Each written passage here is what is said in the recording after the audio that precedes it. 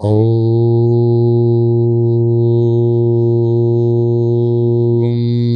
नमः सिद्धेभ्यः। ॐ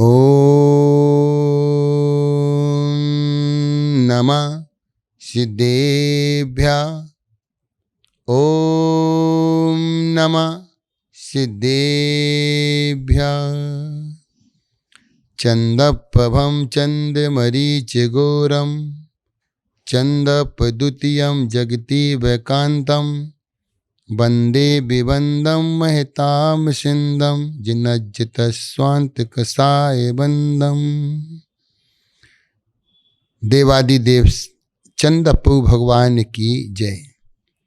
परम पूज्य चार्य चक्रवर्ती आचार्य श्री शांति सागर जी महाराज जी की, परम पूज्य आचार्य श्री विद्यासागर जी महाराज जी की, परम पूज्य आचार्य श्री बसुनंदी जी महाराज जी की, तिजारा वाले चंदापू भगवान की जय। अहिंसा मई जैन धर्म की।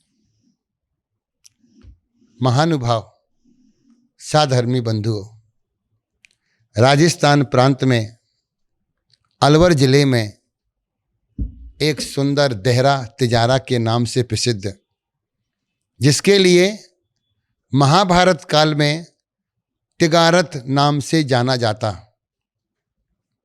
और वास्तविकता में यह क्षेत्र वर्तमान में इतनी उन्नति कर रहा है। पूरा तिजारा 24 घंटे सुबह से लेकर शाम तक और रात तक भरा रहता है। कई व्यक्ति तो महीने में एक बार जाने का नियम, और कई व्यक्ति हफ्ते में एक बार जाने का नियम। चंदाप्रभु भगवान इतनी सुंदर मूर्ति है, इतनी अलौकिक मूर्ति है। कहा भी है, अलवर प्रांत में नगर तिजारा, होय जहाँ पर दर्शन प्यारा। उत्तर दिशा में देहरा माही, वहाँ आकर प्रभुता प्रगटाई। क्या इतिहास है चंदाप्रभु भगवान का, मैं आपको बताने का प्रयास करता हूँ। सन 1956 में नगर पालिका के द्वारा सड़क चौड़ाई का काम चल रहा था। सड़कों का समूहीकरण हो रहा था, सड़कें चौड़ी होना थी, द्रुत गति से काम चल रहा था। उसी समय एक वजीर खान नाम का व्यक्ति था, मुस्लिम। एक टीला बना हुआ था, उसी के पास में उसके ऊंट वगैरह बंधा करते थे। उसी समय तिजारा की रहने वाले एक बिहारी लाल जी वैद, उनकी पत्नी श्रीमती सरस्वती देवी, उनको रात्रि में स्वप्न आया कि बाबा हमें बुला रहे हैं। और उसने सभी से प्रातःकाल कहा कि यहाँ पर टीले के पास में एक मूर्ति विराजमान है और वह मेरे को बार बार बुला रही है। लोगों ने कहा, इनको स्वप्न आया है तो सत्य होगा। सरकार के पास में एप्लीकेशन देकर के, निवेदन पत्र देकर के, और उस स्थान के जहाँ बतलाया वहाँ पर खुदाई का काम प्रारंभ हो गया। खोदते गए, लेकिन कोई भी फायदा नहीं हुआ, कोई असर नहीं हुआ। और सभी ने कहा कि अम्मा खुदाई हो चुकी है और यहाँ पर कोई मूर्ति विराजमान नहीं है। दूसरे दिन फिर स्वप्न आता है सरस्वती के लिए। वह बोलते हैं स्वप्न में, मेरे को बाहर निकालो, मेरे को बाहर निकालो। सरस्वती देवी ने अपने पति बिहारी लाल जी वैद को बोला, सुनो जी, बाबा अभी भी मेरे को याद कर रहे हैं, वो कह रहे हैं मेरे को बाहर निकालो।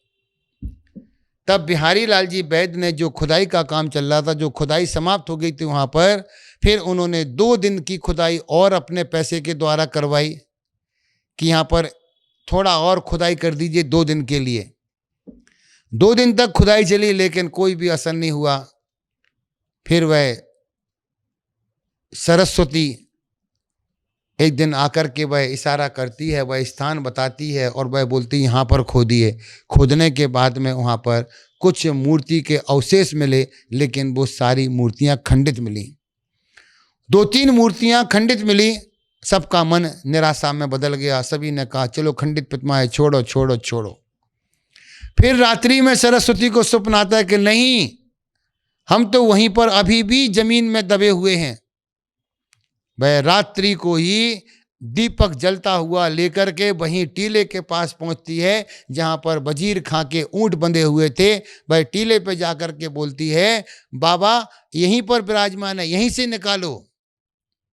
लोगों ने बोला अम्मा बहुत खुदाई कर ली है, आप आगे नहीं। बोले बस एक हाथ और खोदिए। और जैसे ही एक हाथ की खुदाई होती है, वह चंदा प्रभु भगवान जो जिनका सिर नीचे पैर ऊपर अर्थात उल्टी मूर्ति और ऊपर से एक पाषाण का पत्थर रखा हुआ है, वह मूर्ति प्रकट हुई। वह दिन था सावन सुदी दशमी। सावन सुदी दशमी के दिन चंदा प्रभु भगवान उस जमीन से प्रकट हुए। सभी में हल्लोत्साह का उल्लास भर गया। हर्षोल्लास देख करके जब सबको पता चला तो फिर चारों तरफ से लोग आए। 9 गांव से लोग आए, रेवाड़ी से लोग पहुंचे, अलवर से लोग पहुंचे। चारों तरफ से लोगों का तांता लग गया। भगवान की मूर्ति निकली, मूर्ति निकली, मूर्ति निकली। वास्तविकता में 1956 से यह मूर्ति इतनी साथी से इतनी पॉजिटिव मूर्ति है, इतनी एनर्जी वाली मूर्ति है कि जो व्यक्ति भी एक बार तिजारा के चंदा प्रभु भगवान को देखता है, उनमें चुंबक की तरह शक्ति है, वह अपनी ओर आदमी को खींच लेती है, भक्तों को बार बार आने के लिए प्रेरित करती है। वह चंदा प्रभु भगवान की मूर्ति लोगों ने उठा करके, लोग बोले नहीं, जहाँ मूर्ति निकली है वहीं मूर्ति विराजमान होगी। लोगों का कहना था कि मूर्ति को कहीं मंदिर में ले चलो, कहीं नहीं तो जो तिजारा में प्राचीन मंदिर बना हुआ है उसी मंदिर में विराजमान कर देते हैं। लेकिन सभी ने कहा नहीं बाबा, जहाँ निकले हैं ये मंदिर वहीं पर ही बनाया जाएगा। आज भी उसके साक्ष्य प्रमाण हैं। शिखरचंद जी जैन जिनके सामने यह मूर्ति निकली है, वह बतलाते हैं उसी समय हमारा विवाह हुआ था। हमारे विवाह के 2-4 दिन ही हुए थे। हम सभी लोग लड़के लड़के एक टीन टप्पर बना करके बाबा को उसमें विराजमान करके हम भगवान की भक्ति करने लगे। लोग बोले मूर्ति लेकर के तो आ गए हैं, अब मूर्ति का करेंगे क्या, कहाँ विराजमान करेंगे। लोग चिंतित थे। शिखरचंद जी का नया नया विवाह हुआ। परिवार के लोग बोलते हैं अरे भैया घर में रहो, अभी तुम्हारा नया नया विवाह हुआ। लेकिन शिखरचंद जी कहाँ मानने वाले थे। वह रोज शाम को बाबा के पास पहुंच जाते, भजन कीर्तन चलता, वह टीन सेट के नीचे मूर्ति विराजमान हो जाती है।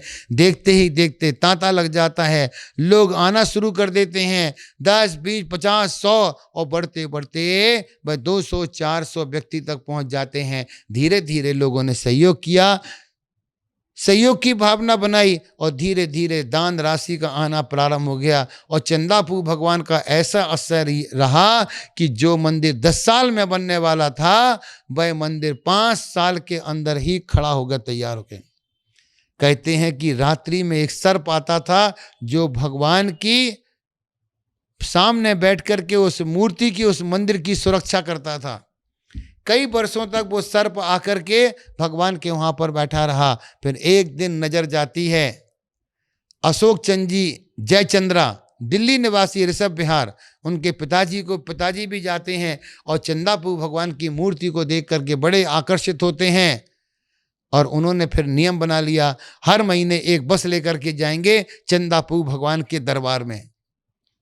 वह बस लेके जाने लगे। धीरे धीरे वहाँ पर एक गुड़ की बांटने की परंपरा प्रारंभ हो गई है। जो भी आता वो बाहर बैठ कर के गुड़ बांटता। लेकिन गुड़ बढ़ते बढ़ते इतना गुड़ बंटने लगा कि पूरा गांव, आजू बाजू के गांव वाले लोग गुड़ के लालच में आने लगे।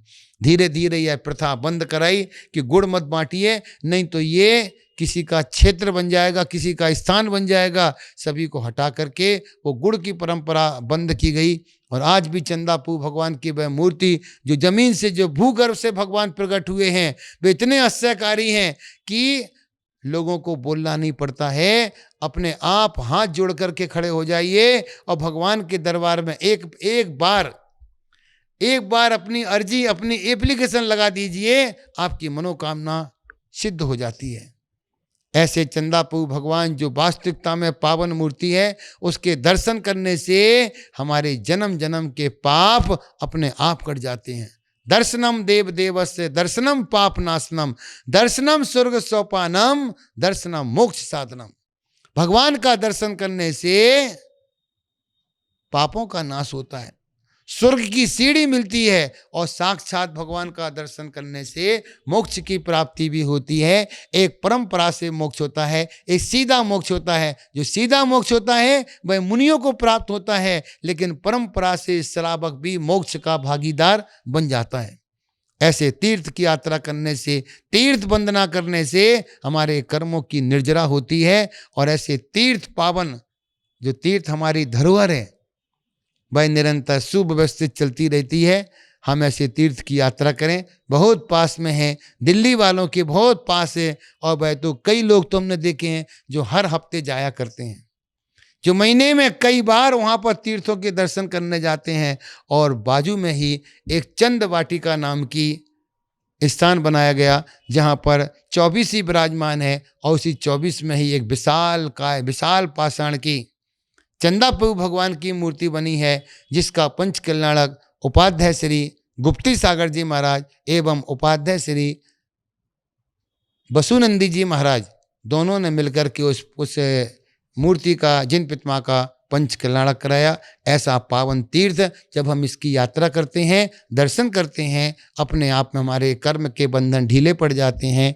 चंद प्रभु भगवान जो वास्तविकता में अश्चर्यकारी हैं, करोड़ों व्यक्तियों के श्रद्धा के पात्र हैं, श्रद्धा को देने वाले हैं, और मूर्ति अपने आप में इतनी मनोरम मूर्ति है कि जिसको देखते ही व्यक्ति सम्यक दर्शन प्राप्त कर लेता है, अभिरुचि बढ़ जाती है, और वो भगवान का भक्त हमेशा हमेशा के लिए हो जाते हैं। बोले चंदा प्रभु भगवान की।